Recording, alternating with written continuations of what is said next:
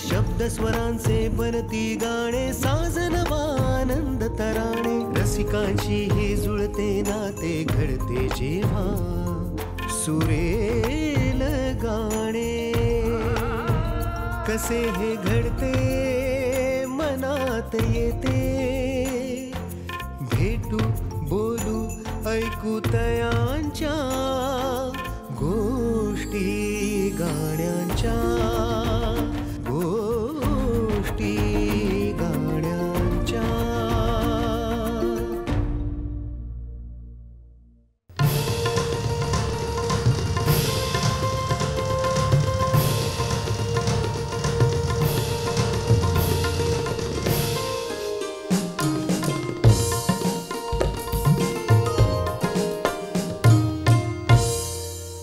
नमस्कार. गोष्टी गाण्यांच्या कार्यक्रमात आपल्या सगळ्यांचं स्वागत आहे. मंडळी, कविता लेखन किंवा गीत लेखन हा मराठी साहित्यातला एक अनमोल ठेवा आहे असं म्हटलं तरी हरकत नाही.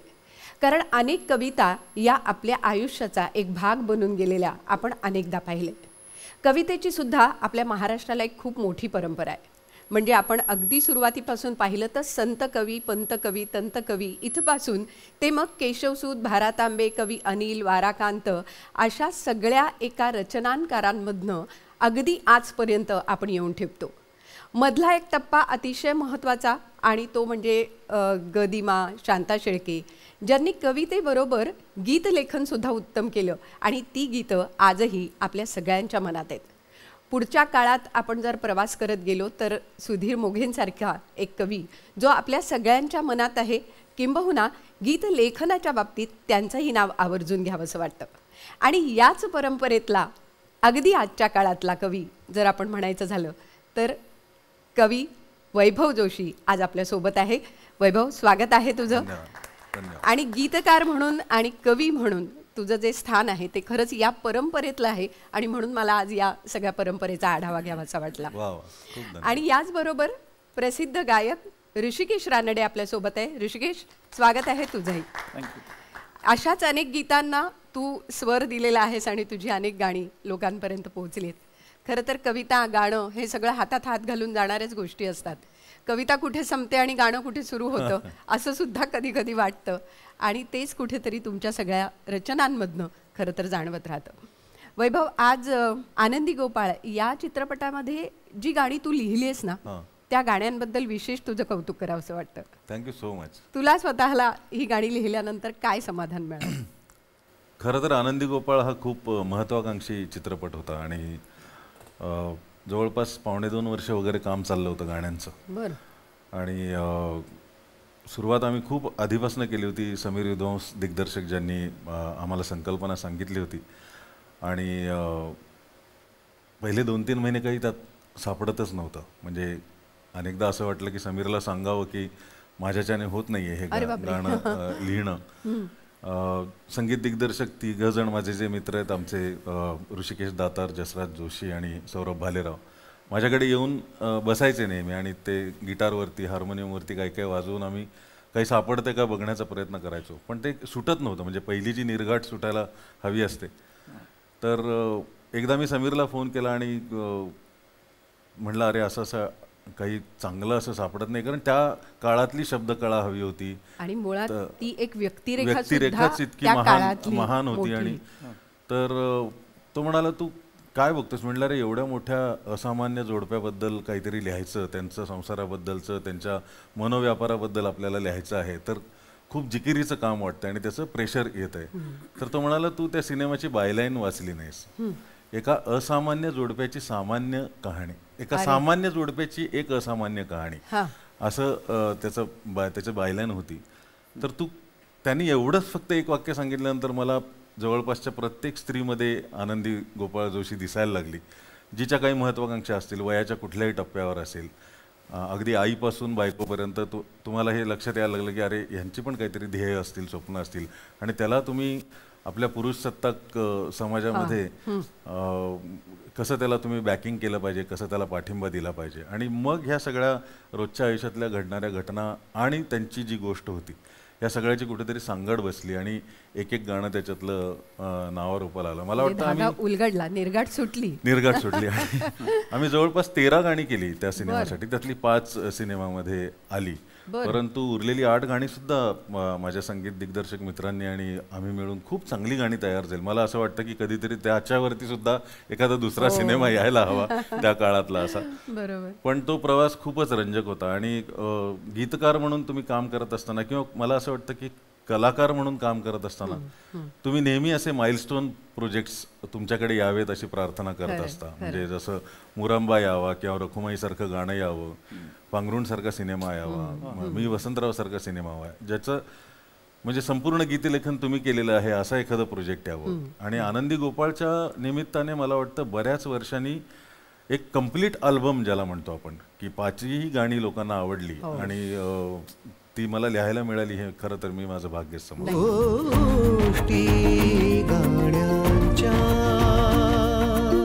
मला वाटतं आम्ही जवळपास 13 गाणी तयार केली आनंदी गोपाळ. त्यातली 5 सिनेमात आली. खरं तर ती 13ही गाणी चांगली झालीत. कधीतरीच तुमच्या हातून असं काम होतं. म्हणजे मला नेहमी असं वाटतं की काही गाणी आपण लिहिलीत असं सांगावं आणि उरलेली गाणी आपल्याकडनं लिहून झाली आहेत असं सांगावं.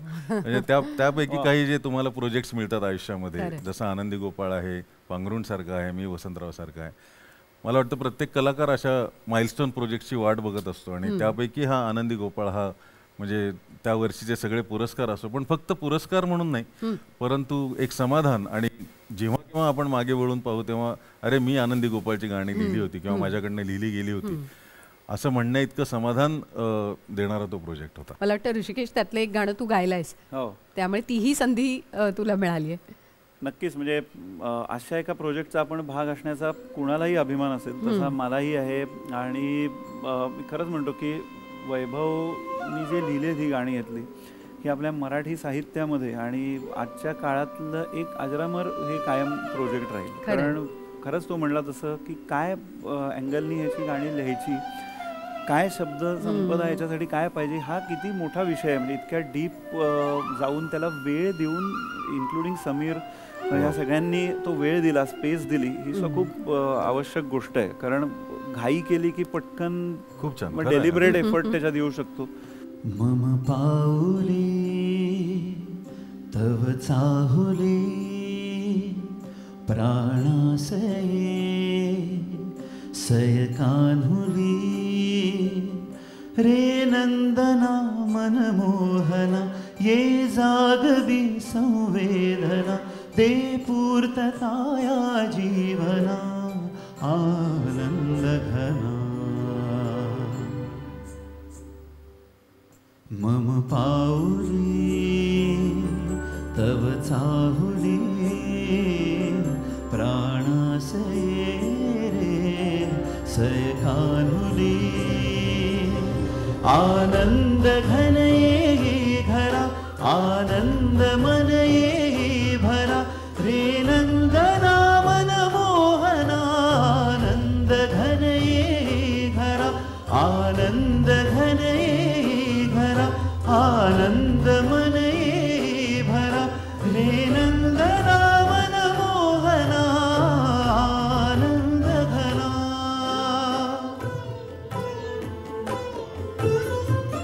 वा,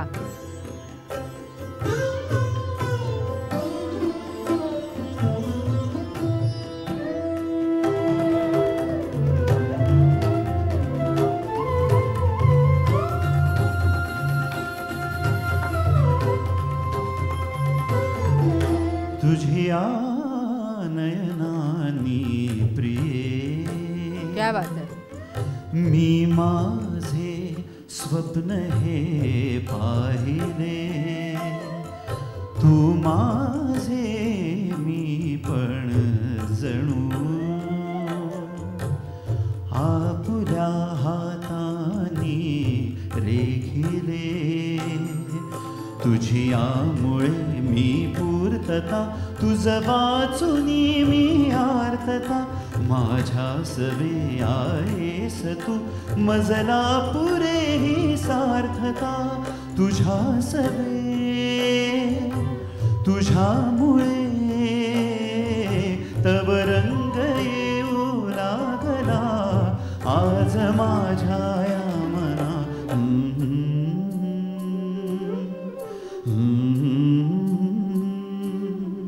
प्राणासये सय कान्हुली रे नंदना मनमोहना ये जागवी संवेदना दे पूर्तता या जीवना आनंद घना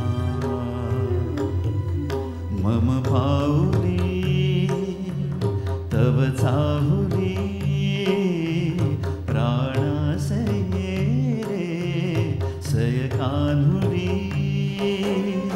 आनंद घन ये घरा आनंद मन ये भरा रे नंदना मनमोहना आनंद घन ये घरा आनंद घन ये घरा आनंद मन ये भरा रे नंदना मनमोहना आनंद घना. क्या बात आहे. वा वा खूप छान. मला वाटतं आपलंच गाणं असं ऐकताना मला खूप आता छान सगळं वाटत ते होतं. आठवत होता तो काळ. आणि आनंदी गोपाळ सारखं प्रोजेक्ट आणि बरोबर. समीर विद्वांस सारखा जर दिग्दर्शक असेल, हा. अगदी बारीक गोष्ट आहे, पण प्राणासये सय कान्हुली असेल ओ, म्हणजे कुठल्याही रेग्युलर प्रोजेक्ट मध्ये ते तान्हुली झालं असतं, बरोबर. परंतु मला तिथे ते कान्हुली कान्हुली लिहायचंच होतं. एखादा शब्द कॉइन करण्याची सुद्धा तुम्हाला मुभा मिळते ते अशाच खरंय प्रोजेक्ट. खरंय. याच चित्रपटातला तू आहेस ना, हो म्हणजे पुन्हा ते मी आहे तुझ्या सोबत हो हा जो फील आहे त्यातला तोही तू उत्तम उभा केलायस. हो. ते गाणं कसं झालं? असं शेवटी असं सिनेमाच्या शेवटी एक अँथम असावं बरं. ज्याच्यामध्ये स्त्री शक्तीचा जागर असावा असं चाललं होतं. आणि सहसा आपण जागर म्हटल्यानंतर खूप गोंधळ आणि हे ते असं करतो, त्याच्यात एक गोंधळ पण आहे वेगळा. तो झाला होता. तर ह्यासाठी कुठल्या पद्धतीचं काय गाणं करूया असं चाललं होतं. आणि मराठीमध्ये व्याकरणातलं सुमनदार माला हे माझं आवडतं वृत्त आहे. तर ग्रेस साहेबांनी खूप वेळा वापरलेलं आहे ते. तर ते मला असं वाटलं की तिचं वर्णन करणारं आणि त्याचं सगळं नगण्यपणा पुरुषांनी स्वतःकडे घेणं हे त्या वृत्तामध्ये मांडायला मला आवडलं. आणि जे आजच्या काळात कदाचित अनेक लोकांना कळायला हवं. हो, खूप आवश्यक आहे असं मला वाटलं. आणि त्यामुळे ते त्या वृत्तात मी एक कविता लिहून दिली होती त्यांना, आणि त्या कवितेला मग तू आहेस ना हे जोडलं. आम्हाला ऐकायला मिळेल आज. हो, ऐकतो. एखाद्या व्यक्तीची जेव्हा एवढी भव्य स्वप्न असतात तेव्हा अनेक शक्यतांचे दरवाजे आपोआप खुले होत असतात. तर ते मला असं वाटलं की कुठल्याही कवितेचं सुद्धा असं म्हणतात की एक चांगली कविता 100 लोकांना 100 वाटांनी घेऊन जाते. अगदी खरं. त्यावेळची तुमची मनस्थिती जी असते तशी तुम्हाला ती कविता घेऊन जाते, तर ती चांगली कविता असं म्हणतात. म्हणून खरं तर हे मी आनंदी गोपाळ जोशी यांना पण समोर ठेवून आणि साक्षात कवितेला सुद्धा समोर ठेवून ही कवितेसाठी कविता लिहिली आहे. मी आधी ती ऐकतो. नक्की, आम्हाला दोन्ही ऐकायचे. हो.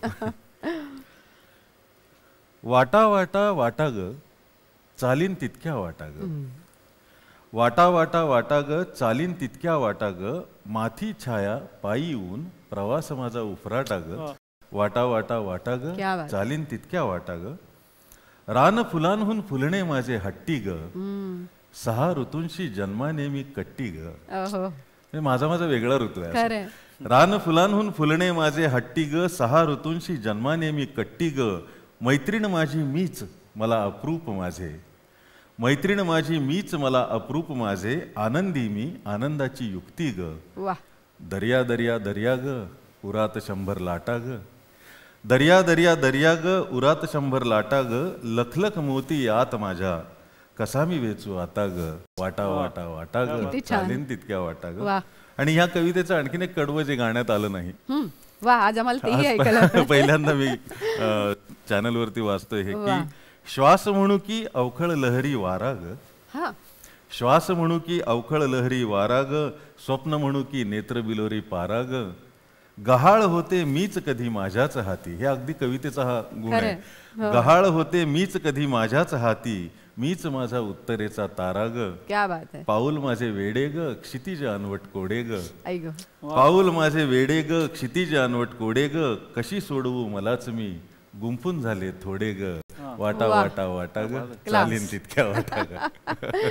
खूप सुंदर, खूप सुंदर. म्हणजे आता एकदा पुन्हा याच्याकडे कविता म्हणून पण बघायला पाहिजे, कवितेच्या दृष्टिकोनातनं सुद्धा. म्हणजे अशी हा माझा नवीन संग्रह आहे ज्याच्यामध्ये मी ही कविता म्हणून घेतली. जनरली आपण शक्यतो गाणी नाही घेत बरोबर संग्रहामध्ये, परंतु माझ्या प्रकाशकांचा हा हट्ट होता की ही कविताच आहे, म्हणजे त्याचं गाणं झालं ही वेगळी गोष्ट आहे, परंतु ही मुळात कविता आहे, तर ही आपण घेऊया संग्रहामध्ये. मला वाटतं अशीच आम्हाला तू आहेस नाही ऐकायला आवडेल. हा, स्त्री शक्तीचं वर्णन करताना लिहिलं होतं की कधी शारदा तू, कधी लक्ष्मी तू, कधी भाविनी वा कधी रागिणी, कधी शारदा तू, कधी लक्ष्मी तू, कधी भाविनी वा कधी रागिणी, सहस्रावधी सूर्य झुकतात जेथे, स्वयंभू अशी दिव्य सौदामिनी, तुझ्या वाचुनी शून्य अवघे चराचर, तुझ्या वाचुनी शून्य अवघे चराचर, अशी सर्वव्यापी तुझी चेतना, तुझ्या वाचुनी शून्य अवघे चराचर, अशी सर्वव्यापी तुझी चेतना, तुझी थोरवी काय वर्णेल कोणी, तुला ज्ञात उमलायच्या वेदना. अहो भाग्य आमचे, पुरुषांचे, अहो भाग्य आमचे, तुझ्या या ललाटी, आम्हा प्राप्त झाली जरा सार्थता. अरे म्हणजे ती सहज कुंकू लावते आणि आपण ते पौरुष म्हणतो, पण खरं तर ते आपलं भाग्य आहे की ती आपल्याला मिरवते माथ्यावरती. अहो भाग्य आमचे, तुझ्या या ललाटी, आम्हा प्राप्त झाली जरा सार्थता, तुला फक्त तू जन्म देतेस येथे, तुझ्या वाचुनी वांझ पुरुषार्थ हा, तू आहेस ना, तू आहेस ना. काटा आला खरंच. थँक्यू. कारण ही प्रतिभा आणि हे शब्द आणि ते थेट जाऊन भिडणं ज्याला म्हणतात, ते तू या कवितेत नक्कीच केलंयस. आणि त्यामुळेच अर्थात त्या चित्रपटाला सुद्धा तू कुठे पॅच नाही वाटत किंवा उपरी कविता नाही वाटत, ती त्यामध्येच मिसळून जाते. हा खूप महत्वाचा भाग आहे. आणि वैभव, तुझी कवितेची ती ताकद आहे.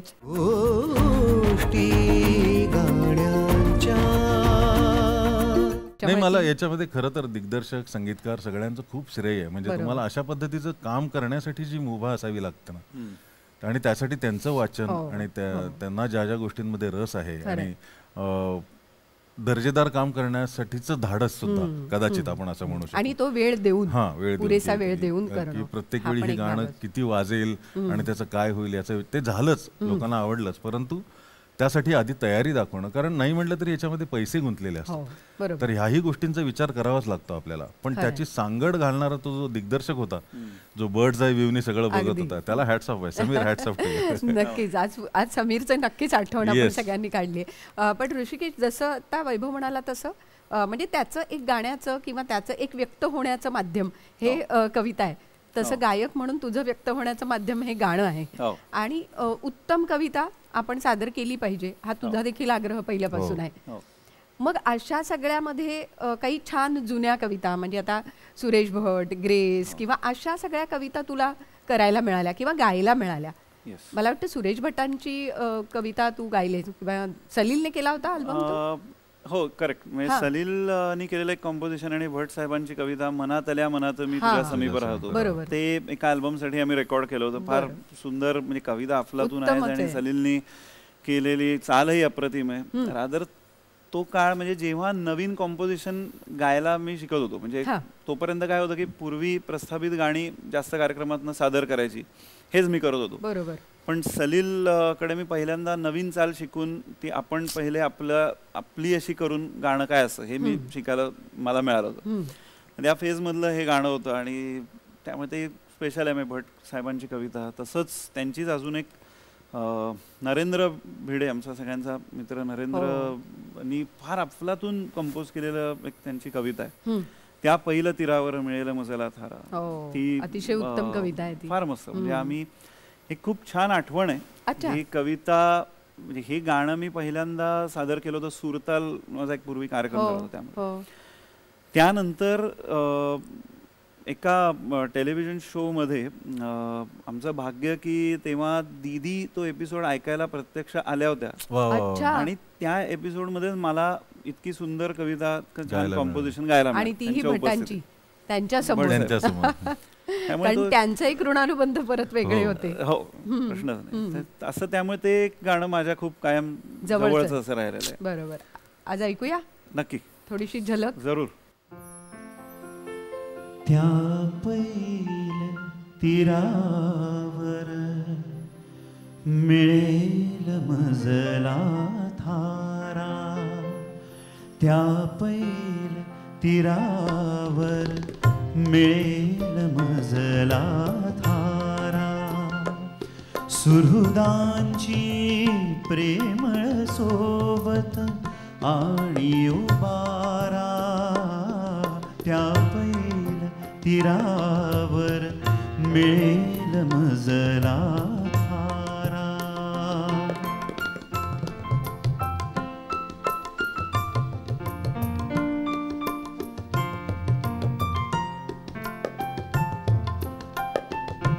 इकडच्या तटावर झाले ध्वस्त निवारे, जळतात पावला खाली क्रुद्ध निखारे, मी तळमळताही निर्विकार जनसारे, पण तिथे वाहतो प्रसन्न शीतल वारा, त्या पैल तीरावर मिळेल मजला थारा.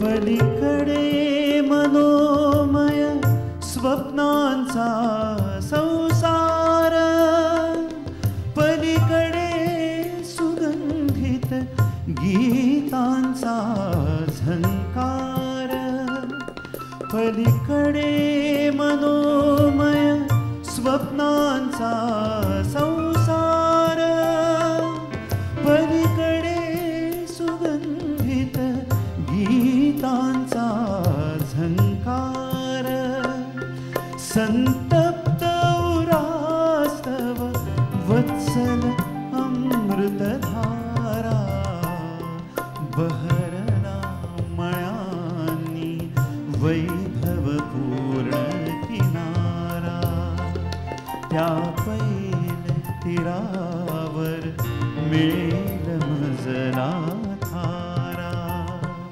सुहृदांची प्रेमळ सोबत आणि उबारा, त्या पैल तीरावर मिळेल मजला थारा.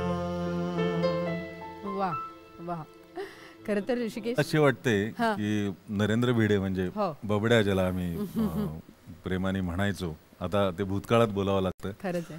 परंतु त्याला अशा अनवट गोष्टींची खूप आवड होती आणि त्यापैकी हे एक गाणं. खरं तर ही भटांची प्रवृत्ती सुद्धा वाटत नाही अनेकदा मला, जेव्हा आता सुद्धा ऐकताना असं वाटत होतं की भटांची जी विजिगीषू वृत्ती होती किंवा सतत लढण्याची आणि बंड पुकारण्याची, त्या मानाने हे थोडंसं तसं म्हणजे मी लाख लाख सूर्यवंशी केले तर तहनामे करणारे असं म्हणणारे भट आणि झंझावात सारखं लिहिणारे, परंतु ते इथे असं थोडंसं हताश आणि तरीही आशेकडे जाणारं गाणं. म्हणजे हे कधी कधी भारत आंबे किंवा कुसुमाग्रजांची शब्दकळा वाटेल असं वाटतं आणि किंवा ग्रेसांच्याही जवळ जाणार. आणि तरी सुद्धा बबड्याने बरोबर ते शोधलं. म्हणजे आणि ह्या गाण्याच्या आठवणी अशा आहेत की मी सर्वात जास्त काम नरेंद्र बरोबर केलं तो असेपर्यंत. मला वाटतं जवळपास 55 गाणी मी नरेंद्र बरोबर केली. परंतु कितीही स्टुडिओमध्ये दिवस कामात घालवला आणि कितीही दमलो तरी जाताना आम्ही हे गाणं नक्की ऐकायचो. आणि सगळे त्याचे असे स्टाईल असायचे की स्टुडिओतले लाईट्स बंद करणे आणि शांत अंधारात हे गाणं ऐकायचं. मला असं वाटतं की आता बबड्याला त्या पहिले तीरावर नक्की थारा मिळाला असेल. आणि सुहृदांची सोबत म्हणजे त्याच्या सर्वात आवडत्या सरस्वती लता दीदींची गाठ पडली असेल आणि छान आनंदात असेल. बाबड्या तू आहेस ना? नाही खरंच आहे. आणि असंच कुठेतरी ग्रेसांच्या बाबतीत सुद्धा म्हणावं असं वाटतं. कारण ग्रेसांच्या बाबतीत पुन्हा एकदा तो दुर्बोधतेचा शिक्का आणि त्या सगळ्या गोष्टी होत्या, पण त्या संध्याकाळच्या कविता आणि तो सगळा भाग जो ग्रेसांचा होता तो कुठेतरी होता. पण वैभव, तुझं भाग्य की त्यांनी तर तुला चिरंजीवच मानलं. हो, काय भेटी व्हायच्या शेवटच्या दिवसातल्या मुळात तो म्हणजे सगळा भाग मी कसा नागपूरला होता? एका कार्यक्रमासाठी गेलो होतो आणि ह्याच आशेने गेलो होतो की नागपुरात कार्यक्रम आहे म्हणजे एलकुंचवार सर आणि ग्रेस सर येणार हो. आणि त्यांच्या कानावरती माझ्या 1-2 ओळी पडल्या तरी माझा जन्मधन्य झाला. परंतु ते त्या कार्यक्रमाला आले नव्हते आणि मी तसा थोडासा चुकचुकतच परत आलो होतो.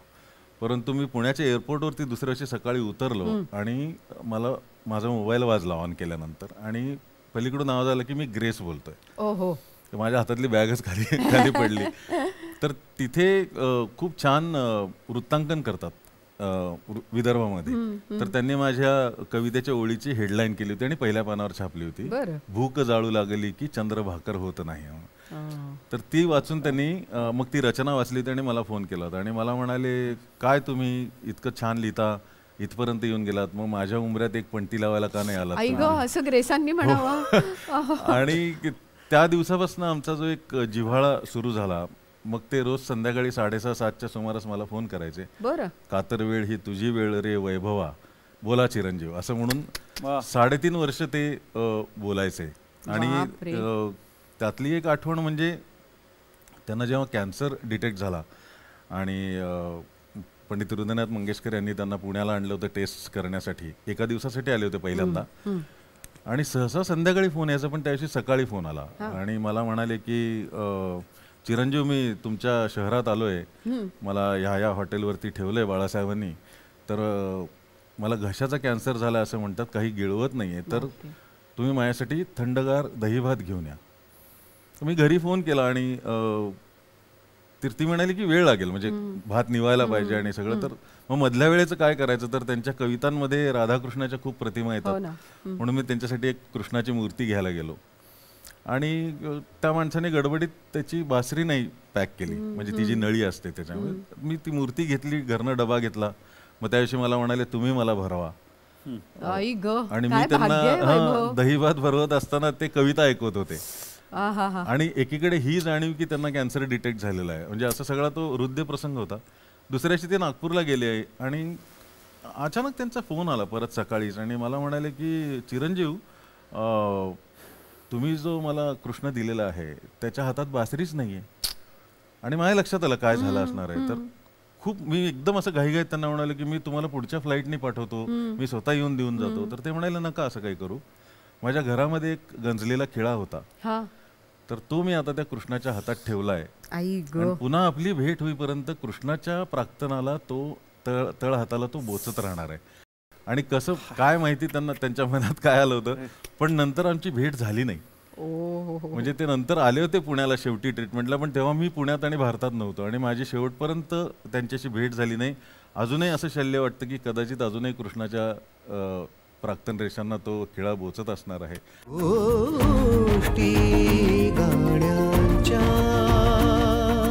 मी परवा नागपूरला गेलो होतो कार्यक्रमाला, त्यांच्या घरी जाऊन आलो. मला असं वाटलं की ते जर घर उघडं नव्हतं पण असलं असतं तर कदाचित मी तिथे काहीतरी ठेवून आलो, घेऊन गेलो होतो की तिथे ठेवून आलो असतो, त्याचं प्राक्तन संपलं असतं निदान त्याचं तरी. पण खरंच हे म्हणजे थरारक असा अनुभव आहे. आणि ते बोलायचे ते अगदी 100 वर्षाच्या पुढचं बोलायचे. म्हणजे कधी कधी असं वाटायचं की आपल्याला हे सगळं म्हणजे भाषा आपली आहे पण आपल्याला हे इतकं म्हणजे साधं बघ ना, माझ्या घरी का नाही येऊन गेलात असं न म्हणता माझ्या उंबऱ्यात एक पण अशी जी बोलण्याची पद्धत होती त्यांची. त्यामुळे त्यांना कधी कविता ऐकवण्याचं माझं धाडस झालं नाही, परंतु ते मला आशीर्वाद रूपी बोलून गेले होते की मी गेल्यानंतर तुम्ही माझ्यासाठी काहीतरी कराल. तर ते मधल्या लॉकडाऊनमध्ये मला जेव्हा खूपच त्यांची आठवण यायची आणि सगळं आजूबाजूचं वातावरण पण तसं होतं, तेव्हा त्यांच्यासाठी एक सिरीज मी लिहायला सुरुवात केली. त्यातले एक 3-4 तुकडे मी ऐकवतो. डिअर ग्रेस नावाने मी लिहितो की सृजनाच्या पाणवठ्यावर येतात प्रवासी पक्षी. मला कधी कधी असं वाटतं आपण ज्या देवाची आरती म्हणतो ना, तर तसंच त्याच्या शब्दकळा पण येतात. म्हणजे सहसा मी असं लिहित नाही, पण ते ग्रेसांसाठी म्हणून ते माझ्याकडनं तसं उमटलंय. हा सगळं म्हणजे हे श्रेय त्यांचंच आहे पुन्हा, की सृजनाच्या पाणवठ्यावर येतात प्रवासी पक्षी, विजनावर तरंग उठतो, डोळ्यात उमटते नक्षी. सुख विधवा होते माझे अन दुःख सवाशिण होते, सुख विधवा होते माझे अन दुःख सवाशिण होते, भय इथले संपत नाही मज तुझी आठवण आई येते. गं. वा. मेघांच्या आडोशाने झाडात उतरते ऊन, मेघांच्या आडोशाने झाडात उतरते ऊन, कशिद्याला कळे कळे तो आतून उसवते वीण.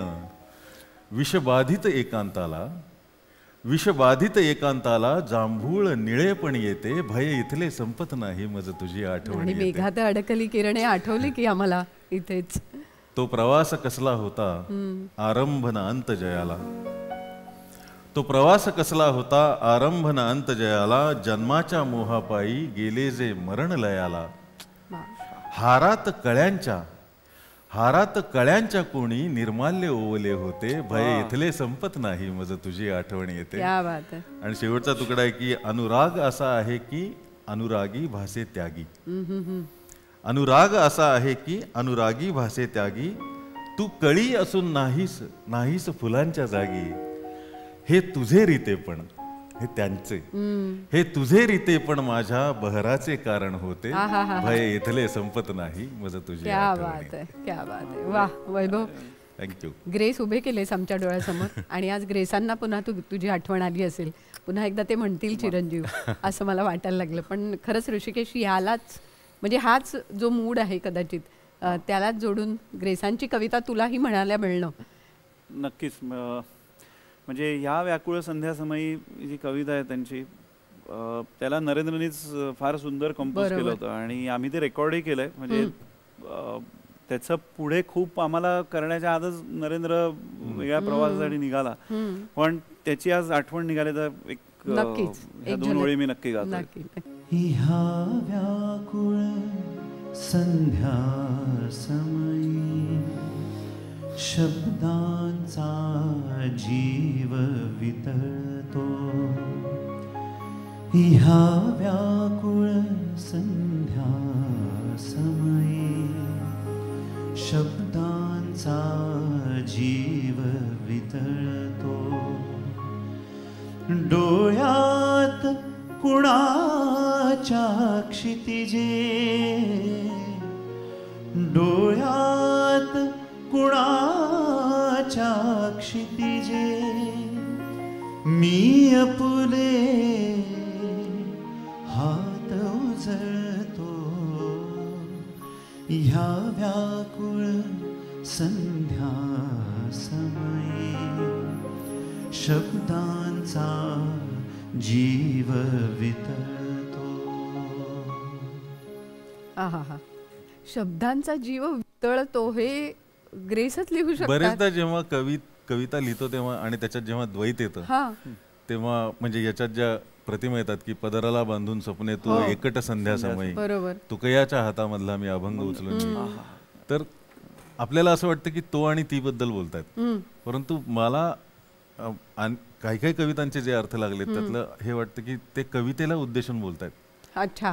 की जेव्हा एखाद्या माणसाला, जेव्हा एखाद्या कवीला एखादा क्रिएटिव्ह ब्लॉक आलेला असतो आणि काहीतरी म्हणायचं आहे पण चांगल्या शब्दात म्हणता येत नाही, तिचा नीट सन्मान करता येत नाहीये, त्यामुळे या व्याकुळ संध्यासमयी शब्दांचा जीव वितळतो. आणि खरं तर कीर्ती तुझी महान आहे, बरोबर, डोळ्यात तुझ्या क्षितिजे आहेत, कवितेच्या डोळ्यात क्षितिजे असतात आणि मी कवी म्हणून नाव लावून स्वतःचं नाव लौकिक वाढवतो, डोळ्यात कुणाच्या क्षितिजे मी आपले हात उजळतो असं.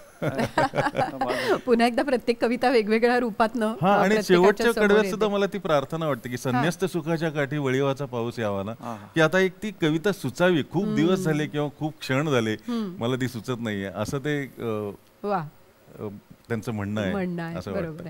पण या सगळ्या गीतांमधनं म्हणजे कवितांमधनं जेव्हा कवितेचं गीत होतं तेव्हा पुन्हा त्याचा एक वेगळा बाज तयार होतो आणि चित्रपटांसाठी लिहिताना तर तुम्हाला पुन्हा त्याचं एक वेगळंच चित्र डोळ्यासमोर उभं करावं लागतं. म्हणजे मला तुझं आठवतंय गाणं रखुमाई, म्हणजे पोस्टर गर्ल बघायला गेलं तर असं नाव, चित्रपटाचं नाव बघितलं तर त्यात रखुमाई हे गाणं असेल असं कुठे खरं म्हणजे डोळ्यासमोर येत नाही. पण इतकं अप्रतिम गाणं ते झालं आणि त्या चित्रपटाच्या आशयाला अर्थातच धरून आहे ते. पण त्या गाण्याच्या वेळेला काय घडलं होतं, मुळात ते गाणं घडलं कसं? खरं तर ते गाणं माझ्याकडे अपघाताने आलं. म्हणजे क्षितिज पटवर्धनने त्याची आधीची 3 गाणी अप्रतिम लिहिली होती आणि त्या चित्रपटाच्या जातकुळीला जाणारी सुंदर गाणी त्यांनी लिहिली होती. आणि तसा विनोदी अंगाने थोडंसं संदेश देणारा तो चित्रपट समीर पाटीलने केला होता. आणि ऋषिकेश जोशी माझा जीवलग मित्र आहे, तो आणि समीर एके दिवशी बसलेला असताना शूटिंग लोकेशनला, तर समीर म्हणाला की एंडस्क्रोलला मला एक गाणं हवं आहे. माझं एक आत्तापर्यंतचा करिअर ग्राफ बघितला तर बऱ्यापैकी बरीचशी गाणी मी एंडस्क्रोलची नक्की लिहिलीत, म्हणजे आधीची कदाचित लिहिली असतील किंवा नसतील, पण एंडस्क्रोलचं गाणं ज्याच्यामध्ये सिनेमाचा गाभा सांगता यावा अशा पद्धतीचं. तर ऋषिकेश म्हणाला की मग काय झालं गाण्याचं, तो म्हणला क्षितिज काहीतरी बिझी आहे आणि सध्या त्याला वेळ नाही आहे. तर तो म्हणाला वैभवला सांगू आपण. म्हणून मला समीरने फोन केला की अशी अशी कथा आहे आणि सगळं. तो कथा सांगत असताना माझं सगळं माझा फोकस म्हणा किंवा माझं लक्ष सगळं दुसरीकडे गेलं की स्त्रीची अवहेलना आपल्याकडे किती होते आणि तिचा खरा कसा सन्मान केला पाहिजे. ज्याच्या सिनेमामध्ये सोनाली कुलकर्णी त्या चारही एका अर्थी बिघडलेल्या लोकांना रस्त्यावरती आणते, पुन्हा व्यवस्थित मार्गावरती आणते आणि आपण तिचा सन्मान केला पाहिजे. आणि शेवटी त्या चौघांची तशीच भावना आहे, जरी चित्रपट विनोदी असला तरी शेवटी तशीच आहे. आणि मला माझं बालपण आठवलं, जिथे मी सोलापूरचा आहे आणि नेहमी वडिलांबरोबर पंढरपूरला जायचो. बरं. आणि मी नेहमी त्यांना एक प्रश्न विचारायचो की घरामध्ये ज्या मी विठ्ठल रखुमाईच्या तस्बिरी बघतो त्याच्यामध्ये दोघांचे एकत्र फोटो असतात, परंतु प्रत्यक्ष पंढरपुरात तिचं देऊळ बाहेर आहे, ती विठ्ठलाच्या शेजारी नाही, असं का? तर ते अर्थात तेव्हा वडील जाऊ दे तुला आता कळणार नाही वगैरे अशा. पण मला असं वाटतं की ते कुठेतरी माझ्या मनात राहिलं असणार आहे. कदाचित रखुमाई सारखं गाणं लिहिलं नसतं तर मी त्याच्यावरती वेगळं काहीतरी आणखीन मोठं लिहिलं असतं किंवा ह्याच्या पुढेही कदाचित झालं तर होईल. परंतु ते कुठेतरी राहिलं होतं माझ्या मनामध्ये की तिला सन्मानाने आपण परत आणलं पाहिजे सगळ्यांनी इकडे. त्यामुळे ते गाणं गाभारी परत असं तिला आवाहन केलं. बरोबर. ऐकूया एक दोन ओळी. की तुझ्या विना वैकुंठाचा कारभार चालना, तुझ्या विना वैकुंठाचा कारभार चालना, एकल्या विठू रायाला ह्यो संसार पेलना. ये ग रखुमाई, ये ग रखुमाई, ये भक्तांच्या माहेरी, सावलीच्या पावलांनी विठूच्या गाभारी, ये ग रखुमाई. तू सकलांची आई, साता जन्माची पुण्याई, तू सकलांची आई, साता जन्माची पुण्याई, घेई पदरात आम्हावरी छाया धरबाई. तुझी थोरवी महान, तिन्ही लोकी तुला मान, तुझी थोरवी महान, तिन्ही लोकी तुला मान, देई वरदान हो तुझ्या पालखीचे भोई. ये ग रखुमाई, ये भक्तांच्या माहेरी, तू कृपेचा कळस, आम्ही पायरीचे दास, तू कृपेचा कळस, आम्ही पायरीचे दास, तरी युगे युगे उपेक्षाच केली तुझी बाई. तू मायेचा सागर, आम्ही उपडी घागर, तू मायेचा सागर, आम्ही उपडी घागर, आता करू दे जागर, होऊ दे ग उतराई. ये ग रखुमाई, ये भक्तांच्या माहेरी. आता ये ग मध्ये जी ती अर्थता आहे ना आपुलकीने आणि ह्याच्यानी, आणि चुकलंय आमचं की आम्ही नाही तुला मान देऊ शकलो इतके.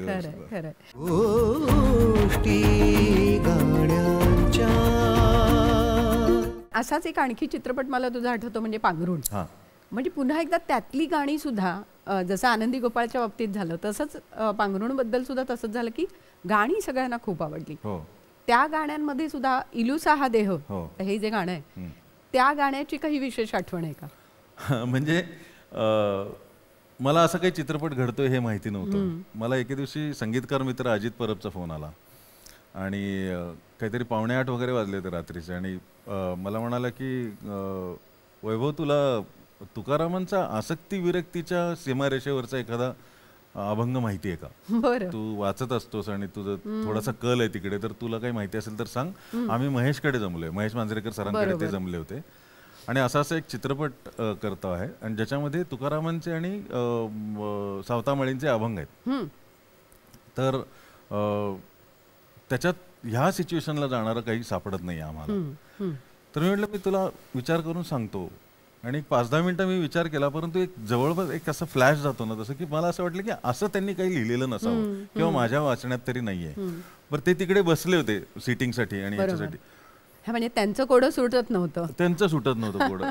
आणि ते आठवत असताना मला तो अभंग सुचू पण लागला. बरं. आणि मी तो इलुसा हा देह किती खोल डोह, स्नेह प्रेम मोह मांदियाळी, या सगळ्याची मांदियाळी म्हणजे आपलं जगणं आहे असं आणि तो असे 6 चरण त्याचे लिहून मी त्याला व्हॉट्सअप केला आणि मग त्यांनी ते स्पीकर फोनवरती टाकलं मला आणि मी म्हटलंच होतं की तुला तुकारामांचं नक्की आठवणार आणि सापडणार आणि तिकडून ते खूप एक्सायटेड होते. त्यामुळे मला आपण सांगायचं की नाही की आपण लिहिलंय हा असा प्रश्न पडला होता. पण मग थोडेसे शांत झाल्यानंतर मी त्यांना म्हणाल की अरे अजित मला तसं काही सापडलं नाही तर मीच लिहून पाठवलं. तर त्यांचा काही विश्वास म्हणजे 10 मिनिटात असा अभंग लिहून होतं. अर्थात मलाही माहित, जसं मगाशी म्हणालो की काही गोष्टी आपल्याकडनं घडून जातात तसं तो घडून गेला. आणि मग त्याच्यानंतर त्यातली उरलेली आणखीन 3 गाणी, ही अनोखी गाठ सारखं गाणं ज्याने मला खूप लोकप्रियता मिळवून अशी गाणी तयार झाली. वा. पण जसं ऋषिकेश, जसं आता पांघरुण आणि या चित्रपटांबद्दल वैभवच्या बद्दल बोललं गेलं, तसं तुझ्याही दृष्टीने एक अत्यंत महत्त्वाचा चित्रपट म्हणजे मुंबई पुणे मुंबई, जे आयुष्यात तू स्वतः मुंबई पुणे मुंबई केलेलं आहे. म्हणजे आय थिंक तुझा जन्म किंवा लहानपण अगदी सुरुवातीचं मुंबईत होतं, मग तू पुण्यात गेलास आणि मग परत आता मुंबईत आलास. म्हणजे ते योगायोग असा आहे की ह्या फिल्मसाठी मला गायला मिळालं किंवा माझं पहिलं स्वतंत्र असं सोलो गाणं ठरलं ते फिल्मसाठी गायला. बरोबर. पण माझ्या आयुष्यातही तसंच झालंय. गेली 25 वर्षाचं बघितलं तर जास्त, म्हणजे कारण माझा जन्म मुंबईचा आहे. बरोबर. काही काळ मी मुंबईत होतो, त्यानंतर सगळं कॉलेज शिक्षण होईपर्यंत पुण्यात राहिलो आणि नंतर आता पुन्हा गेली 12-15 वर्ष मी मुंबईत आहे. बरोबर. सो ते खूप रिलेटेबल योगायोगाने झालं. बरोबर. पण येस, ही फिल्म माझ्यासाठी कायम विशेष राहील. कारण ज्या काळात एक प्लेबॅक सिंगिंग आपल्याला करायचं आहे, पण ते म्हणजे काय असतं, त्याचे काय पॅरामीटर्स असतात, किती गोष्टी बघितल्या जातात. म्हणजे नुसतं आपण स्टेजवर ठीक आहे वेगवेगळ्या कार्यक्रमांमधनं गातोय किंवा गाणी बसवून गातो, या व्यतिरिक्त प्लेबॅक सिंगिंगचा अनुभव मला जो मिळाला तो अविनाश आणि विश्वजित, जे आमचे मित्र आहेत आणि खूप आज आघाडीची कंपोजर जोडी आहे, ते मुंबईत तेव्हा ऑलरेडी तसे स्थायिक झाले होते आणि स्क्रॅच रेकॉर्डिंग्स गायला मला ते बोलवायचे. अच्छा. की एक अनुभव मिळावा म्हणून, की स्क्रीनला सिच्युएशनला तुम्हाला काय काय मोल्ड करायला लागतात, त्या कशा करायच्या. आणि ह्या स्क्रॅचच्या प्रोसेसमधनं म्हणजे आय वॉज फॉर्च्युनेट की हे इतकं चांगलं गाणं माझ्या वाट्याला आलं. कारण ह्याचा स्क्रॅच शब्द सुद्धा यायचे होते, तर तारारामध्ये जसं आपण गाऊन पाठवतो तसं पाठवला होता आणि ती ट्यून सतीश राजवाडेंना खूप आवडली. आणि सतीश राजवाडे यांचा अजून धन्यवाद की मी तेव्हा फार प्लेबॅक केलेलं नव्हतं. बरोबर. पण ज्याच्या आवाजातला स्क्रॅच त्यांना आवडलाय तोही त्यांनी विश्वास ठेवून त्याचा तो अप्रूव्ह केला. अविनाश विश्वजितनी मला तेव्हा बॅकिंग केलं आणि कधी तो रिमझिम झरणारी बरसात सारखं छान गाणं, अप्रतिम, शब्दही खूप चांगले आहेत. गोडबोलेंनी फार सुंदर लिहिलंय ते गाणं. आम्ही ऐकूया आज आपण.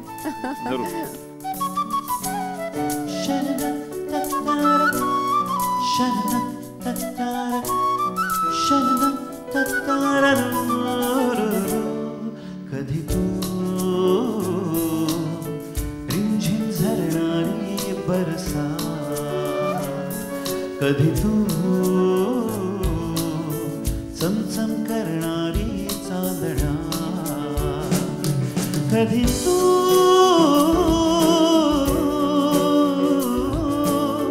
कोसळत्या धारा, थैमान वारा, बिजलीची नक्षी अंबरा, सळसळत्या लाटा, भिजलेल्या वाटा, चिंब पावसाची ओली रात, कधी तू रिमझिम झरणारी बरसात, कधी तू चमचम करणारी चांदण्या.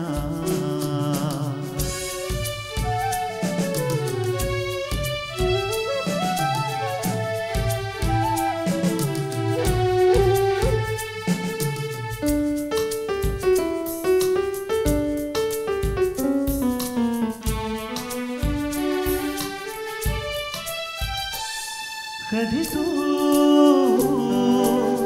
अंग अंग मोहरणारी, आसमंत दरवळणारी, रात राणी वेड्या जंगला, कधी तू अंग अंग मोहरणारी, आसमंत दरवळणारी, रात राणी वेड्या जंगला, कधी तू चाफ्याच्या पाकळ्या कधी तू रिमझिम झरणारी बरसात कधी तू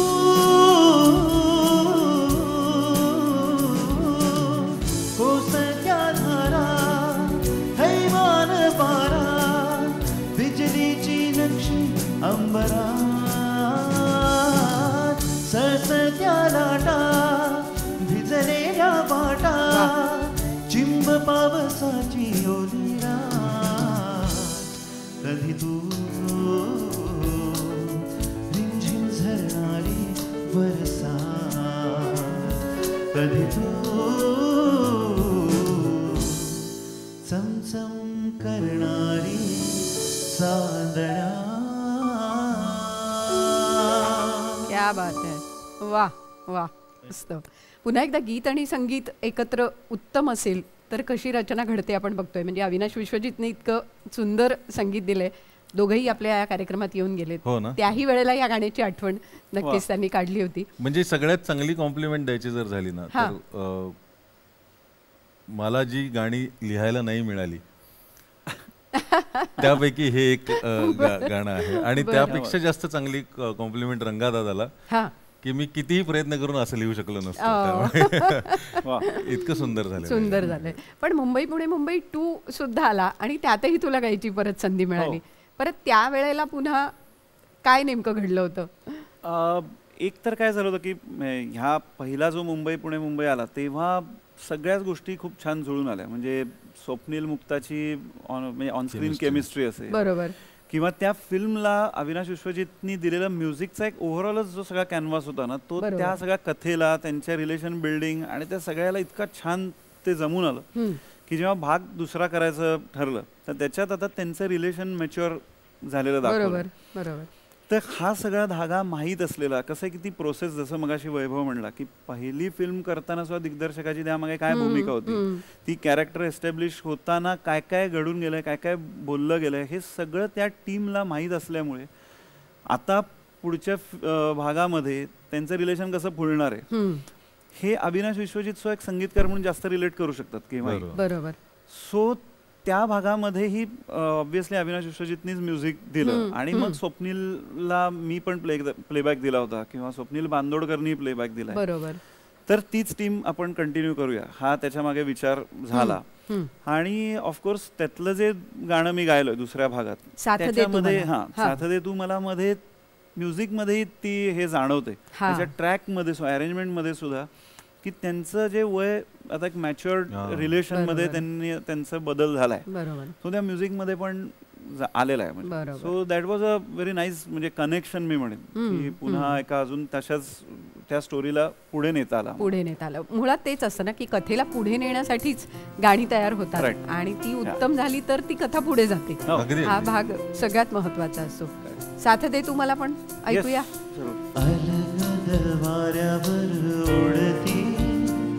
बट सांगते तुला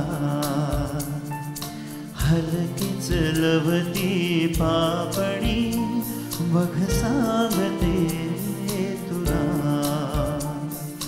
गुंतले जीवने आपले की जसे ओढ चंद्राची सागरा साथ दे साथ दे तू मला साथ दे तू मला साथ दे तू मला.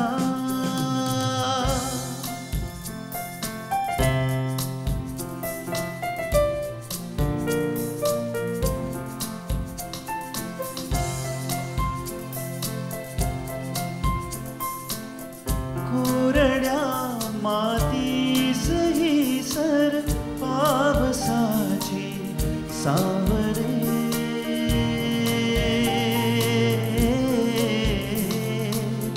मन पुन्हा का होत जाते वैभवेडे बाबरे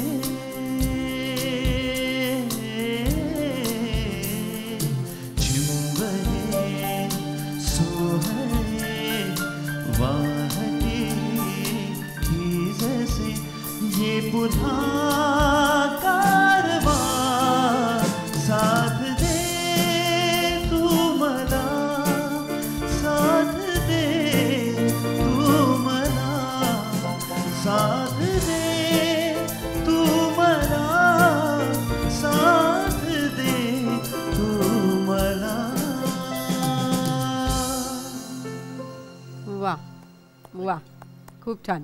वैभव, मला वाटतं या दोन्ही गाण्यामध्ये पावसाचा उल्लेख आहे. हो. आणि पावसाची प्रतिमा अशी आहे की ते रूपक असं आहे की जे कवींना भावलं नाही असं होतच नाही. बरोबर. आणि तू का पावसावर कविता लिहिली नाहीस असंही होणार नाही. त्यामुळे आजच्या या मैफिलीची सांगता तुझ्या एखाद्या पावसाच्या कवितेने करायची का? पावसाचे काही छोटे तुकडे ऐकवतो. नक्की. आवडतील काही आम्हाला. अगदीच छोटे आहेत आणि काही थोडेसे मोठे आहेत. बरं की काल रात्री पाऊस खिडकीच्या खूप अंगसटीला आला होता. बरं. काय बात. काल रात्री पाऊस खिडकीच्या खूप अंगसटीला आला होता. खूप म्हणजे इतका की पिल्लू म्हणाला सुद्धा, डॅडी उशीखालची वही भिजेल. ओ, खूप म्हणजे इतका की पिल्लू म्हणाला सुद्धा, डॅडी उशीखालची वही भिजेल. अर्थात मी त्याला हे सांगत बसलो नाही की उशीखालची वही जन्मताच ओली चिंब असते. आई ग, क्लास. अर्थात मी त्याला हे सांगत बसलो नाही की उशीखालची वही जन्मताच ओली चिंब असते. एक तर अशा गोष्टी कळण्याचं त्याचं वय नाही. एक तर अशा गोष्टी कळण्याचं त्याचं वय नाही. आणि तसंही पाऊस, प्रेम आणि कविता हा काही समजावून सांगण्याचा विषय नाही. क्या बात आहे. वा. किंवा आणखीन एक अगदी छोटा तुकडा लिहिला होता की छत्री विसरून जाणाऱ्या माणसाला आठवण तरी करून देता येते. छत्री विसरून जाणाऱ्या माणसाला आठवण तरी करून देता येते. पाऊसच विसरलेल्या माणसाशी काय बोलायचं? काय काय चुकलं, किती चुकलं, कोण भिजलं, कोण सुकलं. काय चुकलं, किती चुकलं, कोण भिजलं, कोण सुकलं. पुलाखालचं पाणी देखील वाहून वाहून वाहून थकलं. पाणीच काय, पाणीच काय, पूल सुद्धा वाहून गेला आहे. पाणीच काय, पूल सुद्धा वाहून गेला आहे. पण एक पाऊस माझ्याकडे राहून गेला आहे. क्या बात आहे. पाऊस माझ्याकडे राहून गेला आहे. आणि शेवटचं की वा. ऋतुचक्रच होते केवळ, नेमस्त दाटले होते. बरं. नेहमीसारखं ऋतुचक्रच होते केवळ, नेमस्त दाटले होते. बरसेल जरासे आणि थांबेल वाटले होते. बरं. पण काय असे मेघांच्या डोळ्यात साठले होते. पण काय असे मेघांच्या डोळ्यात साठले होते. आभाळ नसावे बहुधा, काळीज फाटले होते. काळीज क्या बात फाटले. आहे. क्या बात आहे. कमाल. मला वाटतं वैभव, असा प्रत्येकाला दिसणारा बाहेरून असणारा पाऊस आणि त्याच्या प्रत्येकाच्या आत असणारा पाऊस हा खरंच वेगळा वेगळा असतो. आणि आज तू आम्हाला आतून बाहेरून दोन्ही भिजवलंस. Thank you. इथे बसून पाऊस न पडताही आम्ही तुझ्या शब्दात भिजलो एवढं नक्की सांगेन. आणि ऋषिकेश, तुझ्या स्वरात तूही भिजवलंस आम्हाला. थँक्यू. हीच मैफिल अशीच चालू ठेवूया.